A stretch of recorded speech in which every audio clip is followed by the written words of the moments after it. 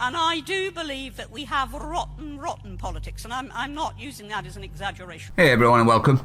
In this video we look at Remoaners really thinking they have a right to dictate to us again. This time they want independence for London from the UK if Scotland gets to leave. It's titled, we're ready for this, London Independence. Campaigners say UK capital should go its own way if Scotland leaves. London should be ready to go its own way as well if Scotland succeeds in its bid for independence. Campaigners have said in advance of next month's GLA elections. Now the GLA elections is the Greater London Assembly elections, everyone. First off, London, elite. You don't dictate what happens in the capital, the country does. London's elite and liberal scumsuckers are the biggest selfish, self-centred, self-interested cities we have. And it's not all of them. Most of London's poor. It's the handful that usually commute in that we call the London elite. The twat waffles, the swamp donkeys who hold the money and the power. And London Pendant's party candidate Daniel Jacobs has said he is keen to redress the balance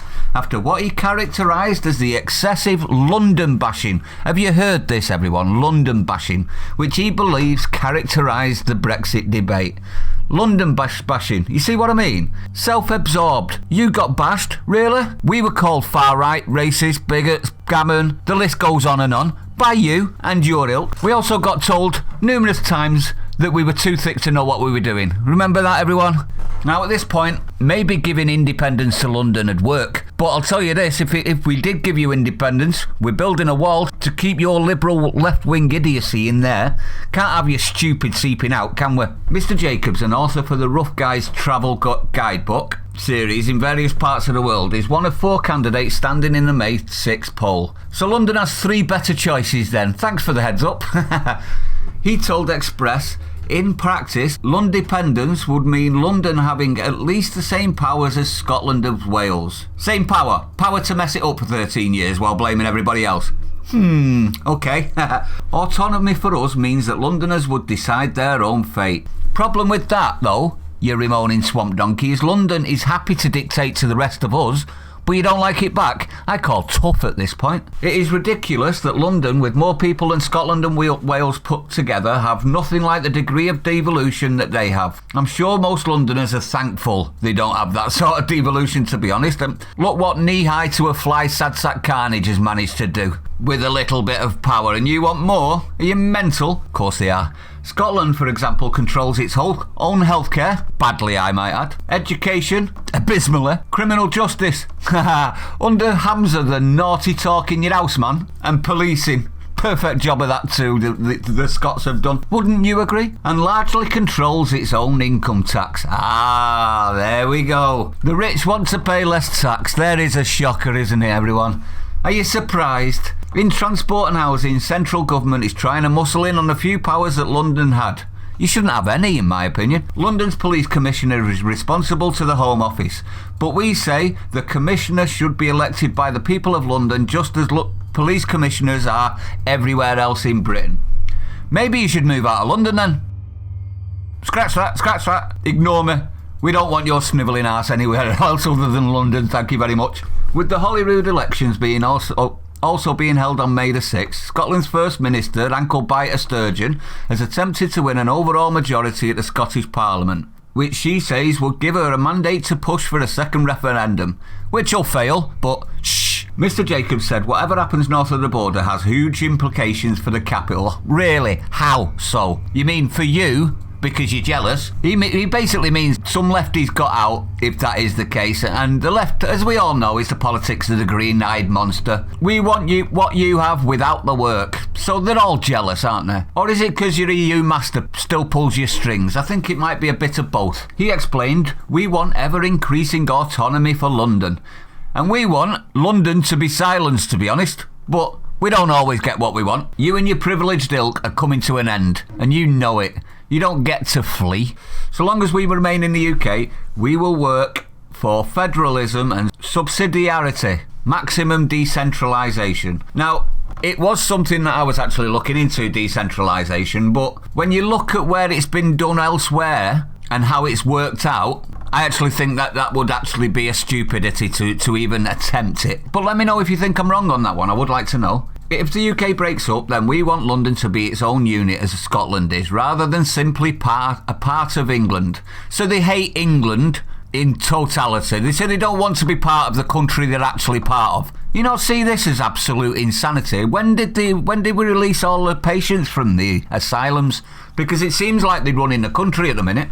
Plus, if you really do want to leave London, England can always go back to invading, I'm just saying. In contrast with much of the rest of England, London voted to remain 5 years ago by 59% to 40% leave. And Mr. Jacobs said the fact had been reflected in plenty of the rhetoric since. Oh really, is this what it is?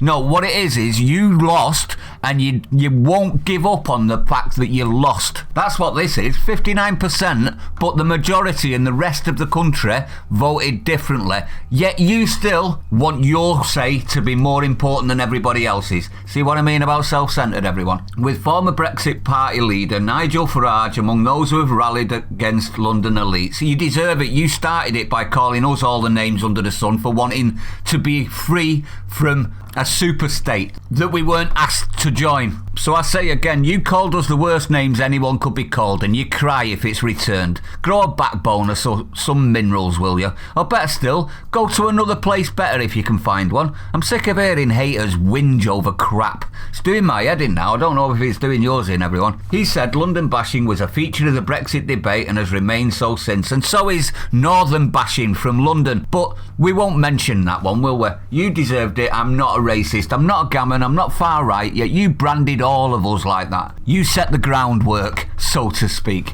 Mansfield MP Ben Bradley, for example, has tweeted, London and metropolitan cities may as well be different countries. They have a different culture, one that's entirely alien and contradictory to life in working class towns in England. And that's 100% correct in my opinion. And this buffoon's words are just confirming that. Even people like John Cleese have been known to complain that London isn't English enough for them. That's a misrepresentation there. He didn't say London isn't English enough for him. What he actually said was London doesn't feel like it is England anymore. Anyone here disagree with him?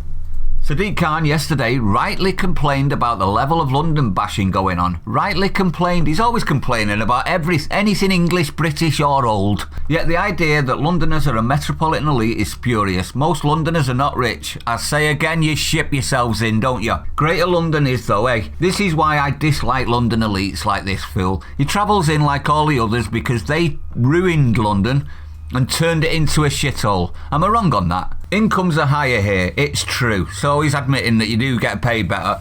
But that difference disappears in London's huge rents and higher costs of living are taken into account. Really, you commute, moron, we're not blind. Analysis by the Centre of London think tank.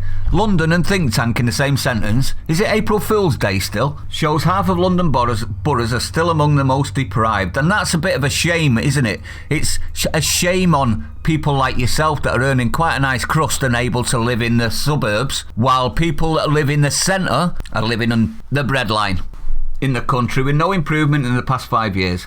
Well, more than a quarter of Londoners, 28%, live in poverty, according to the Trust for London's annual report. Now, in my opinion, poverty is not what I'd call poverty nowadays. Absolute poverty is classed as around 13,500 per year income. It's low, don't get me wrong, it is definitely low, but it's not poverty. Not in my opinion. But I would like to know if you think that that's wrong. He added, many Londoners struggle to get by every day, yet we are castigated for being an elite. Apparently because we are better informed and have more liberal values. There we go, better informed. And there you have it. We know more than you plebs, so we should dictate what everyone does, or we want to go home and take our ball with us. Liberalism has ruined your city, in my opinion. We don't want the same happening to ours. Outlining his vision for an autonomous and even fully independent London, Mr. Jacobs said, we would like to see a Scottish-style legislature with a chief minister rather than a mayor and largely powerless assembly. Sad sack won't be happy about that, will you, everyone?